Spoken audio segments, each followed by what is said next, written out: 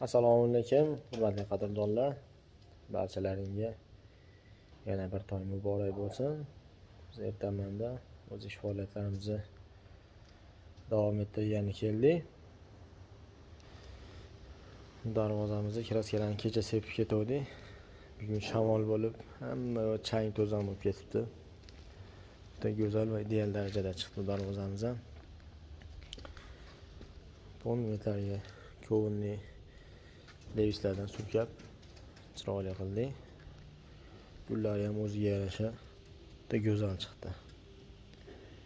Kimga shunaqangi sifatli xizmatlar kerak bo'lsa, pastdagi raqamlarga murojaat qilasizlar, like bosib obuna bo'lib qo'yasizlar. Like bosish ham, obuna bo'lish ham bepul. Xudo xolasa bu darvozamiz so'xga 5 ga 5 darvoza.